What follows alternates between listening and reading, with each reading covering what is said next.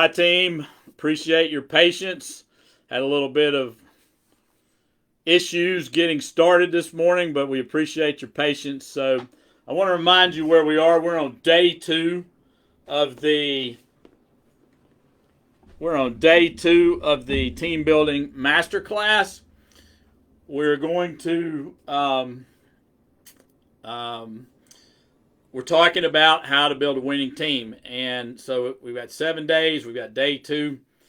I want to remind you of the 7 areas. So we have strong leadership is number 1. Having a common goal is number 2. Number 3 are you setting up your rules of the game, which is your culture. Number 4 is having an action plan. Number 5 is encourage risk taking. Number 6 is 100% involvement and inclusion. And number 7 is continuous improvement. So we want to talk today about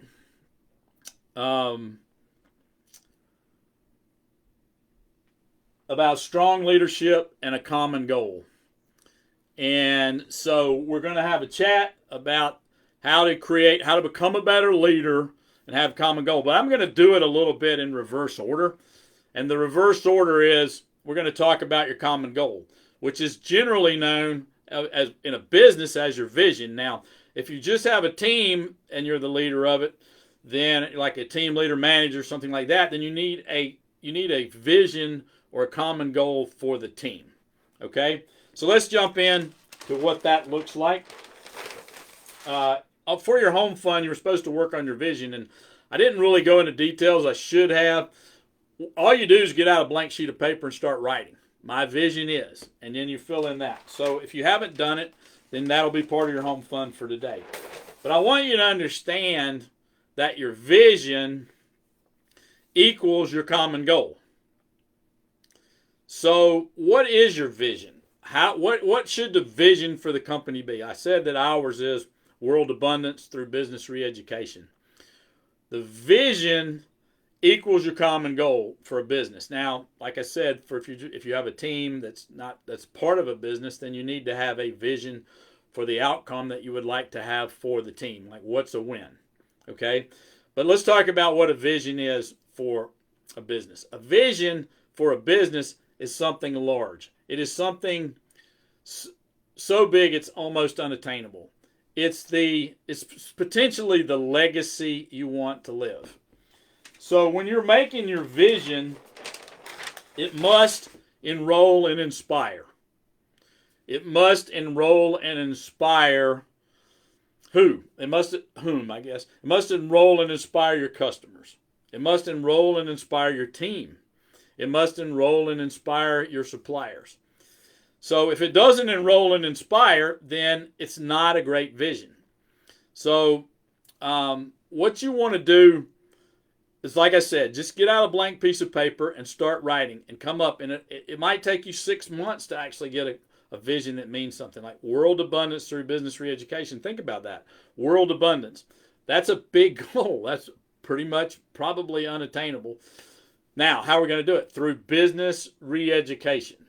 Okay, so that means people have thought about business one way. We want to re-educate them to think about business a different way. So looking at things from a different angle, looking at them from a different path. It's like getting on a ladder in a room. You get a different viewpoint if you climb the ladder than you do if you're on the floor. It's like it's how do you start looking? You start asking the questions to get a different viewpoint. But your whatever you come up with for your vision needs to enroll and inspire. So let's talk a little bit more about how to do that.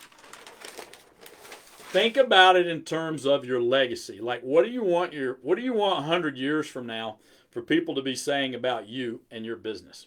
What do you want them to say about it? Do you want to be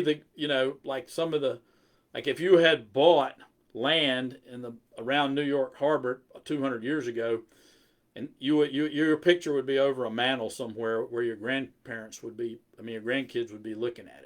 That would be a legacy. So you think about the legacy you want to leave. What do you want people to say about you and about what you're saying? Do you want to be one of my clients wants to be the best excavator in his geography, in in his area. That's a great legacy to want. He doesn't want to be the biggest, but he does want to be the best. So it informs all the decision making along the way.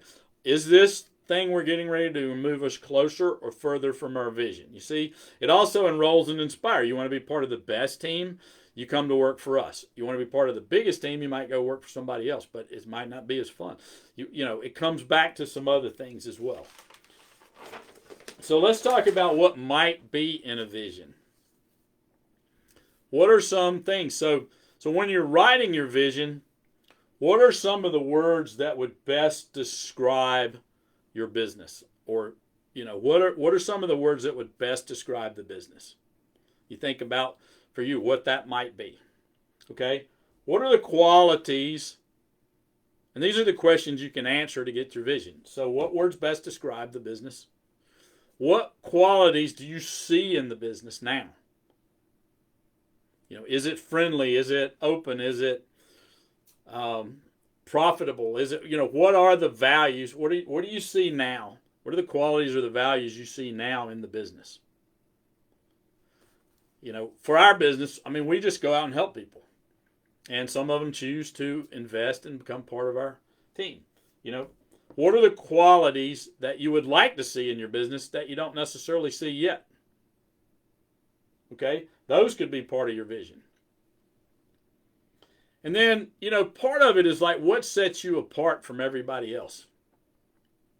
Now, that goes a lot towards marketing, but if you think about it, like, what is the, you know, Microsoft back in the day wanted a computer on every desk, and it's largely been, it's not attained yet around the world, but in America, it's pretty much been attained. Most people have some sort of device, computer or something, on their device. That was their vision for the future. You know, to make, you know, when Microsoft started, computers were giant. They took up rooms. You know, and they continuously have gotten smaller. Now they, you know, when they came up with the disk operating system, or DOS, they were able to put a desk on everything. So if you answer these questions, then you're going to begin to come up with your vision, your common goal. And I can tell you that you're never, now these two things we're looking at today, they have to come from the top. Okay? They have to come, strong leadership and a common goal must come from the top. So this is something that you have to do work. A lot of building a team is about looking in the mirror and making yourself better. I talked about this yesterday. If you want to build a great team, we're going to need to work on you. Now, you may not want to hear that, but in order for the team to get better, you have to get better. So work on your vision, getting clear on your vision. And if you can articulate a clear vision, then you're going to be able to, you're going to be able to get people to come along with you. You know, I worked with a church leader one time, and she said, "I'm not a great leader." And I said, "Well, hang on, let's take a look at that." She said, "Well, I want to be a better leader." I said, "Yeah, that's right, but let's look at what kind of leader you are now." I said, "Let me ask you a question. When you turn around, are people following you?" And she said, "What do you mean?" I said, "Well, are people coming along with your ideas? Are people joining the church? Are people coming along?" And she said, "Well, yes, we're growing." And I said, "Well, then you're probably a pretty good leader." So, give yourself a little grace, give yourself a little credit, and then start working on yourself, which is what we're going to talk about next. So, all right, so that's your vision. I want you to get a clear vision. I want you to begin working. I want you to get something down on paper. And if you're looking at this video now, or you're looking at it in the group, whatever you come up with, I'd love for you to put it in the comments below. What is in the next day or two, put down your first words, and I'll do a little bit of coaching on it. I'll do a little bit of I'll ask a few questions. I'll say, well, what if you said this, or what if you said that? Sometimes it helps out, and the group can help as well to articulate what it is, your vision. But I want you to keep in mind it's your vision. So, how do you become a better leader? How does anybody become better? Well, I believe a good way to do it is what I call a PIP, or personal improvement plan. Well, first of all, what is it that you would like to be better at? What is it that you would like to achieve? What is it that you would like? Like, there's an old story about Tiger Woods when, and most people know Tiger Woods was a golfer. And if you don't golf, that's okay. It's still a good analogy. He was at the time ranked as the number one, what we call total driving, which is a combination of accuracy and distance. And he hit the ball so far he could be a little bit not accurate, and he could still be the leader of this. But he was very good at driving the ball. He was hitting it hard and hitting it far, and that was one of, he was very good at that. He was ranked 66th in the world in putting. Okay? So when he went to his instructor, what do you think they worked on? Did they work on putting? No, they worked on driving. He was number one in driving, number 66 in putting, but they went to work on driving. Why? Because they strengthened the strengths. Now, he was getting better at golf. You got to make sure you're getting better at the right thing. So he wanted to get better at golf. So ultimately they worked on putting too. But they started with the strengths. So strengthen the strengths. Think about that when you're putting together your personal improvement plan. So if you want to become better at sales or negotiating or managing, how do you become better? What are the ways? Well, it's the PIP is your education plan. There are people who've already done what you want to do. So why not learn from them right now? Most of them have written a book or two. Okay? So I've got a book. It's called The Coach Approach.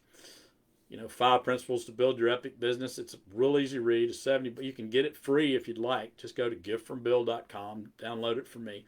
But that's the PDF version. If you want to put one in your hand, you go on Amazon and buy it. Look, what are ways you can educate yourself? Well, books is one of them. And I always say, well, how many books are in the library? And the answer is all of them. And they are absolutely free to use. All you have to do is get a library card. Okay? Now, you can also order them from Amazon. You can order them from Barnes & Noble. You can order them from your local bookstore. However you want to get your reading done. Now, reading, some people don't read. Okay? But if you go out and Google books on leadership, you're going to get about 400 and some thousand books on leadership. Pick a few of them and start reading them. If you'd like a few to know, I like the 21 Irrefutable Habits of Leadership. Okay, by John Maxwell. That's a good one. I'm sorry, it's the 21 Irrefutable Laws of Leadership, not habits. He's got a couple other ones that are about habits of leadership. So, look, there's plenty of books on leadership out there. Go look them. If you're wanting to get better, become a better leader, look. All right, get a mentor. Find somebody who's already done what you've done and begin working on yourself. Okay, so books is one way. If you don't enjoy reading, how about audiobooks? Why not go to Car College? Most of you are driving cars. Put your books on tape in there. You can borrow those from the library too, or you can get them on Audible or however you buy audiobooks, but most of them are available on audiobook. Get an audiobook. Okay? Then what about videos? What about YouTube? There are tons of videos on YouTube. We've got TED Talks. They're free or very inexpensive. How about, so if you want to get better at leadership, just Google leadership speeches. Okay? You'll get a ton of them out there. You can also listen to books I found out you can listen to books on YouTube. There are people sitting there just read the books. So there's tons of ways to do it. If you prefer video rather than audio, then watch the videos. Set aside some time every day. If you don't, some of my clients who don't read a lot, I tell them, look, just read 10 minutes. Or read 20 minutes. Can you do 20 minutes? Read a little bit. Read page 14. Whatever it is. So you got reading, you've got audio, you've got video. How else? You can take courses. You want to get better at being a better leader, you can take leadership development courses. You can hire a mentor. You can hire a coach. A lot of the work we do with our clients involves making them a better leader. So it just happens we are hard business coaches, so we are dealing into the finances and dealing in the numbers and improving those things, but we are making you a better leader.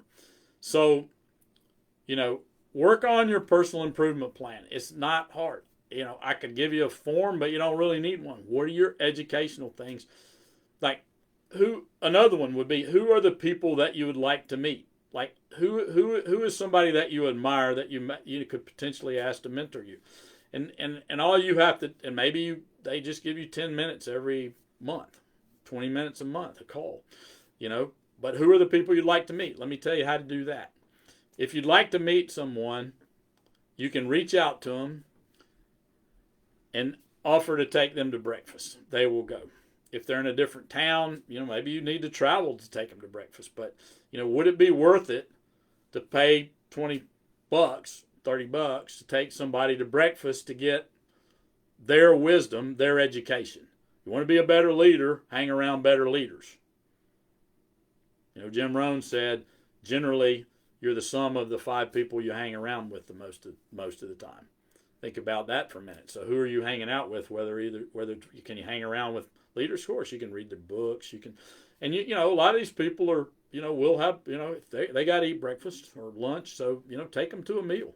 Enjoy it.